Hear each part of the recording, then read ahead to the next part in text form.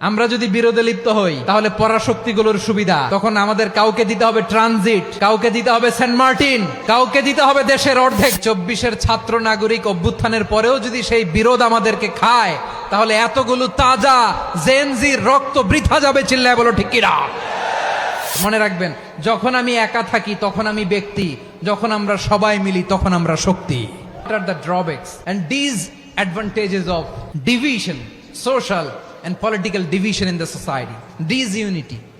আমরা যদি বিচ্ছিন্ন হই, একে অপরের যদি মারামারি করি, একজন যদি আরেকজনের কাফের ফতোয়া দেয়, আমাদের কি ক্ষতি? এক নাম্বার ক্ষতি হচ্ছে আমরা যদি বিচ্ছিন্ন হই আমাদের শক্তি কমে যাবে, আমাদের পাওয়ার আমরা হারাবো। আমাদের কি হারাবো? পাওয়ার। মনে রাখবেন, যখন আমি একা থাকি তখন আমি ব্যক্তি, যখন আমরা সবাই মিলি তখন আমরা শক্তি। এই শক্তি নিয়ে আমাদের সামনে এগিয়ে যাওয়ার দরকার আছে না নাই? তাহলে আমরা যদি নিজেরা বিরোধে লিপ্ত হই আমাদের ক্ষমতা, পাওয়ার ছুটে যাবে। আমরা এই পাওয়ার হারাতে চাই না, ঠিক কিনা বলেন? রব্বুল আলামিন ঠিক তাই বললেন।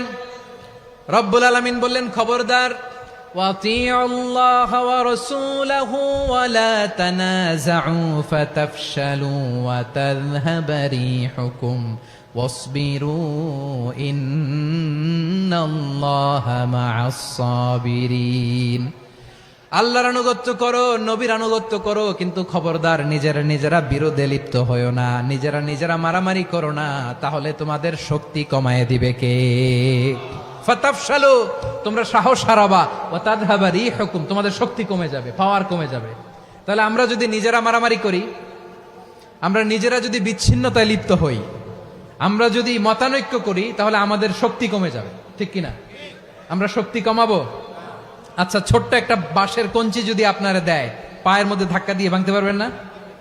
এরকম বাঁশের কঞ্চি যদি 20টা একসাথে জোড়া লাগায় দেয়, ভাঙতে পারবেন? কথা বোঝে নাই মনে হয়। চিকন একটা বাঁশের কঞ্চি দিলে ভাঙা যাবে না? এরকম চিকনই 20টা বাঁশের কঞ্চি একসাথে লাগাই দিলে ভাঙতে পারবেন? কারণ যখন আমি একা থাকি তখন আমি ব্যক্তি, যখন আমরা সবাই মিলি তখন আমরা শক্তি। আমরা যেন শক্তি না হারাই। আমরা বিরোধে লিপ্ত হলে আমাদের শক্তি কমে যাবে। এই হচ্ছে 1 নাম্বার ডিসঅ্যাডভান্টেজ। 2 নাম্বার ডিসঅ্যাডভান্টেজ হচ্ছে আমরা নিজেরা বিরোধে লিপ্ত হলে অন্যরা আমাদের মাথায় কাঁঠাল ভেঙে খাইতে সুবিধা হয়। কথা বোঝেন নাই? আমরা যদি বিরোধে লিপ্ত হই তাহলে পরাশক্তিগুলোর সুবিধা তখন আমাদের কাউকে দিতে হবে ট্রানজিট, কাউকে দিতে হবে সেন্ট মার্টিন, কাউকে দিতে হবে দেশের অর্ধেক। চিল্লায় বলো ঠিক কিনা? নিজেদের প্রবলেম সলভ করার ক্যাপাসিটি আমাদের আর থাকবে না। নিজেরা বিরোধে জড়ালে পরাশক্তিগুলো আমাদের মাথায় কাঁঠাল ভেঙে খায়। তখন ভারতের পিছনে দৌড়াতে, আমেরিকার পিছনে দৌড়াতে আমাদের জুতার তলা ক্ষয় হইয়া যাইবে। নিজেদের প্রবলেম সলভ করা যাবে না। আমরা যদি অন্যের পিছনে না দৌড়াতাম আর এই বিরোধকে থামাতে পারতাম, বাংলাদেশ আজকে যেখানে আছে তার কমপক্ষে 50 গুণ সামনে থাকতো। চিল্লায় বলেন ঠিক কিনা? তাহলে 1 নাম্বার ক্ষতি হচ্ছে আমাদের পাওয়ার লেস হয়ে যায়, আমরা দুর্বল হই যদি আমরা বিরোধ করি। 2 নাম্বার হচ্ছে পরাশক্তিগুলোর সুবিধা নেয়। 3 নাম্বার হচ্ছে আমাদের উন্নয়ন, দেশের উন্নতি, অগ্রগতি এটা স্থবির হয়ে যায়, এটা বাধাগ্রস্ত হয়। প্রিয় ভাইয়েরা, ইউনিটি, ঐক্য হচ্ছে একটা দেশের উন্নয়নের মূল ভিত্তি। ইউনিটি অফ এ কান্ট্রি, এটা হচ্ছে একটা সাস্টেইনেবল ডেভেলপমেন্ট, সোশ্যাল স্ট্যাবিলিটির জন্য এটা অনেক গুরুত্বপূর্ণ। এজন্য বিরোধের কোনো স্থান আমরা দিব না, আমরা ঐক্যবদ্ধ থাকবো ইনশাআল্লাহ। বলেন, আর কখনো কাউরে কাফের বলে গালি দিবেন? তুই জাহান্নামী বলবেন? ঝগড়া লাগলে লাগাই দিবেন? তাহলে কি করবেন? মিলায় দিব। আওয়াজ করে বলেন, কি করব?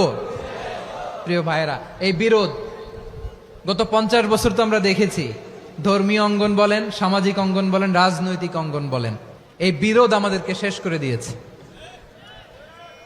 এই 24-এর ছাত্র নাগরিক অভ্যুত্থানের পরেও যদি সেই বিরোধ আমাদেরকে খায় তাহলে এতগুলো তাজা জেনজির রক্ত বৃথা যাবে। চিল্লায় বলো ঠিক কিনা? বৃথা যেতে দিতে চাই না, আমরা ঐক্যবদ্ধ থাকতে চাই। রাজি আছেন? আমরা আর কাদা ছড়াছড়ি করব না। অনেক হয়েছে, আন্না, এবার থামুন।